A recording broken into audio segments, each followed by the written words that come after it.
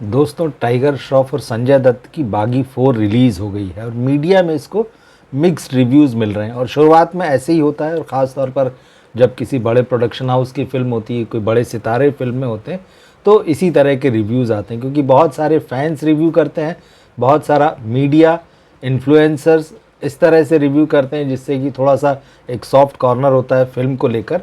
तो इसी लिहाज से मिक्स रिव्यू आ रहे हैं। लेकिन चौंकाने वाली बात यह है कि कुछ मीडिया हाउसेज ने फिल्म को एकदम वॉश आउट जैसा भी बताया है कि फिल्म में बिल्कुल ही दम नहीं है, 1 स्टार की भी रेटिंग दी है। मैंने 2-3 दिन पहले एक रिव्यू किया था फिल्म का, जिसका नाम था 5 का पंच, 55555। दरअसल ये एक तमिल फिल्म है 2012 की, जिसका रीमेक ये फिल्म है बागी 4। ये बात मैंने उसमें कही थी और कहा था कि जब फिल्म आएगी तब हम देखेंगे कि क्या पूरी तरह से रीमेक किया गया है या इंस्पायर होकर फिल्म बनाई गई है। तो अब जो रिव्यू आ रहे हैं, जो कहानी फिल्म की निकल कर आई, उससे पूरी तरह से साफ हो गया कि बागी 4 एक ओरिजिनल फिल्म नहीं है। मतलब बॉलीवुड में जो रीमेक की या कहानी चुराने की या इंस्पायर होकर बनाने की जो बीमारी लगी हुई है, ये किसी भी तरह से ख़त्म होने का नाम नहीं ले रही है। तो इस वीडियो में हम बात करेंगे बागी 4 के रिव्यूज़ की, जो आपको इंटरनेट पर अलग अलग वेबसाइट्स पर, मीडिया हाउसेस की वेबसाइट्स पर देखने को मिलेंगे। तो एक मैंने जनरल लाइन ली है कि आखिर किस तरह से रिव्यू किया है और क्या क्या उन्होंने फिल्म के बारे में कहा है। सबसे पहले हम बात करते हैं इंडिया टुडे के रिव्यू की। इंडिया टुडे इंग्लिश के रिव्यू में साफ साफ लिखा है कि Tiger Shroff's film is 2.5 hours of coma and you pay for the bed. मतलब कोमा में चले जाएंगे आप, ये समझ लीजिए इस फिल्म को देखते हुए। 2.5 घंटे का मामला ऐसा है, फिल्म किसी भी लिहाज से आपको न छुएगी, न किसी भी तरह से ये आपके दिल में उतरेगी। इसमें लिखा है कि it is not just another Tiger Shroff action film, it's a close to 3 hour hallucination where the story collapses so fast you don't get time to process, care or even hope for a comeback। तो मतलब इतनी बुरी तरह से, और इस film को 1 star दिया है इंडिया टुडे इंग्लिश ने। तो आप समझ सकते हैं कि कितना बुरा हाल है। मतलब टाइगर श्रॉफ की फिल्म में एक्शन होता है, ये आप सभी जानते हैं, लेकिन थोड़ी बहुत पैडिंग, इमोशन और कॉमेडी का तड़का वगैरह लगाने की कोशिश होती है, मगर ऐसी कोई चीज़ इस फिल्म में काम नहीं कर रही है। इंडिया टुडे का रिव्यू एकदम साफ साफ बता रहा है। 2.5 घंटे आप समझ लीजिए आप कोमा में चले जाएंगे इस फिल्म को देखने के बाद में, और वो जो बेड है उसका पैसा भी आप ही को भरना पड़ेगा। मतलब एक तरीके से सीधी सीधी बात है, फिल्म देखना है मतलब इसका मतलब है कि बीमार हो जाना है, 2.5 घंटे अपनी कॉन्शियसनेस को खो देना है। हालांकि ये बात अलग है कि बॉलीवुड हंगामा का जो रिव्यू है वो इस फिल्म को काफ़ी बेहतर बता रहा है, और उसने लिखा है कि बागी 4 impresses with action and drama. मतलब इसका एक्शन और ड्रामा उनको पसंद आया है जिन्होंने रिव्यू किया है, और 3 स्टार दिए हैं। और इन्होंने अपने कंक्लूजन में लिखा है कि on the whole Baaghi 4 impresses in its first half with gripping action and engaging drama. The second half takes a more commercial route with an emphasis on songs and heightened emotions creating largely to mass audiences। mass audience मैंने देखे कुछ video भी इस film को पसंद कर रहे हैं।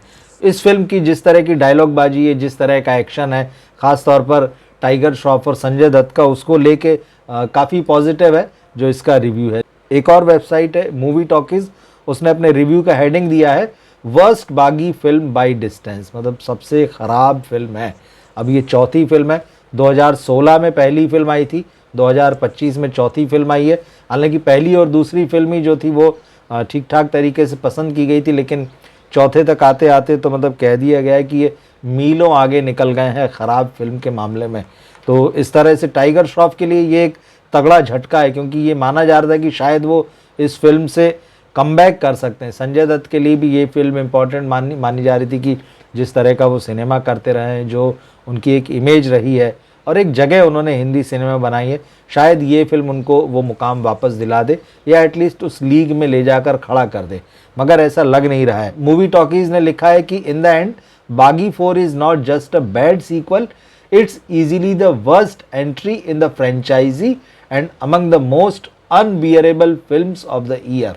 अब सोचिए, आप इसको बर्दाश्त नहीं कर सकते। मतलब कहीं कहीं एकदम क्लियर कट डिस्टेंस दिख रहा है कि अगर आपको एकदम मासी सिनेमा पसंद है, जो भीड़ पसंद करती है, जिसको कोई लेना देना नहीं होता कहानी से नहीं, लॉजिक से नहीं, जो मिल जाए, और ख़ास तौर पे इस तरह का खून खराबा जिसमें हीरोइनों का जो अंग प्रदर्शन है वो मिल जाए, डांस मिल जाए जिसमें वल्गर स्टेप्स हों, ऐसे लोगों का जो सिनेमा है ये कहीं ना कहीं ये फिल्म उसी तरफ जाती दिख रही है। जो भी अगर थोड़ा सा भी सेंसेबल है तो वो इस फिल्म को कतई पसंद नहीं करेगा। एनडीटीवी हिंदी मैं देख रहा था, एनडीटीवी हिंदी ने 2 स्टार दिए हैं और उसने अपने वर्डिक्ट में लिखा है कि बागी 4 टाइगर श्रॉफ के फैंस के लिए एक पावर पैक्ड एक्शन फिल्म हो सकती है, लेकिन अगर आप एक मजबूत कहानी और कुछ नए की तलाश में हैं तो ये फिल्म आपको थोड़ा निराश कर सकती है। मतलब साफ है, सवाल यही है कि आप फिल्म देखने क्यों जाते हैं। फिल्म में आप एक कहानी चाहते हैं, एक प्रॉपर एटमॉस्फेयर चाहते हैं, जो भी फिल्म का जॉनर हो उसको ठीक ढंग से उसको ट्रीट किया गया वो चाहते हैं। अब क्योंकि ये फिल्म टाइगर श्रॉफ की है तो टाइगर श्रॉफ के फैंस, जैसा कि इस रिव्यू में लिखा है कि अगर आप फैन हैं तो टाइगर श्रॉफ के फ़ैन कैसे हो सकते हैं, कौन हो सकते हैं, वही जिनको एक्शन पैक्ड सिनेमा पसंद है और टाइगर श्रॉफ की इमेज वही है। पर समस्या यही आ रही कि एक्शन फिल्में इस समय बॉक्स ऑफिस पर काम नहीं कर रही। पिछले दिनों सैयारा चल पड़ी थी अचानक, लेकिन वो रोमांटिक फिल्म थी तो बहुत सारे लोगों का पहले ये भी कहना था कि नहीं, बागी 4 में भी रोमांस का तड़का है। मिस यूनिवर्स जो 2021 की हैं हरनाज संधू, वो इस फिल्म में डेब्यू हो रही हैं। अब रिव्यू से पता चलता है आपको कि उनका डबल रोल है इस फिल्म में, तो कुछ कुछ चीज़ें खुल रही, मगर वो जो रोमांस जो है वो इस फिल्म में कहीं नज़र नहीं आ रहा है। पूरा मामला जो है एक्शन पर टिका हुआ है, संजय दत्त का एक्शन, टाइगर श्रॉफ का एक्शन, और जिस तरह से हमने ट्रेलर और टीज़र में देखा जो भयानक खून खराबा, और जिसको लेके कल खबर भी थी और ज़बरदस्त चर्चा में थी कि 23 कट लगाए हैं सेंसर बोर्ड ने ऑडियो विजुअल्स में। तो आप सोचिए कितना कुछ काटा भी गया होगा इस फिल्म में से। तो इन तमाम चीज़ों के बावजूद ये फार्मूला जो है कहीं वर्क करता नज़र नहीं आ रहा है। अब आप देखिए 2 रिव्यूज़ और बताता हूँ। नवभारत टाइम्स, इसकी वेबसाइट पे आप देखेंगे तो आप पाएंगे कि सिर्फ 1 स्टार दिया है रिव्यूअर ने इसको, और साफ साफ लिखा है कि कुल मिलाकर बागी 4 समय और पैसे की बर्बादी है, लेकिन फिर भी अगर आप टाइगर श्रॉफ के फ़ैन हैं, इस फ्रेंचाइजी से आपका गहरा राब्ता है, तो आगे आपकी चाहत, मतलब फिर आपकी जिम्मेदारी है, आपकी इच्छा है। अगर आप ऐसा सिनेमा देखना चाहते हैं, पैसे की बर्बादी और समय की बर्बादी। और एक और रिव्यू जनसत्ता का, जनसत्ता ने भी इस फिल्म को सिर्फ 2 स्टार दिए हैं 5 में से, और लास्ट में इसने यही लिखा है कि अंत में अगर बागी 4 के रिव्यू की फाइनल वर्डिक्ट की बात करें तो अगर आपने बागी फ्रेंचाइजी की फिल्में देखी है तो आपको कहीं ना कहीं इसकी चौथी किस्त उदास करेगी, लेकिन अगर आप टाइगर श्रॉफ के फ़ैन हैं और उनका एक्शन देखना चाहते हैं तो ये आपके लिए किसी ट्रीट से कम नहीं होगी। वहीं अगर आप स्टोरी देखने के शौकीन हैं और अच्छी कहानी देखने का विचार कर रहे हैं तो आपको यहाँ निराशा मिलेगी।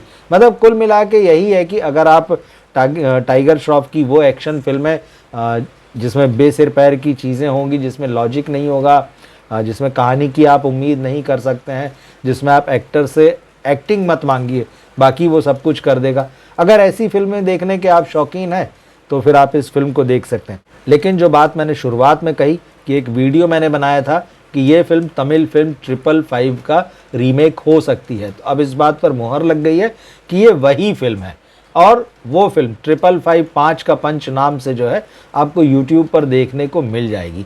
अब आप सोचिए, मतलब जो कहानी 12-13 साल पहले जिसने वर्क किया था साउथ में, अब उस पुरानी कहानी को आप फिर से बना रहे हैं, तो सेंटिमेंट्स और स्टोरी टेलिंग सब कुछ बदल चुका है।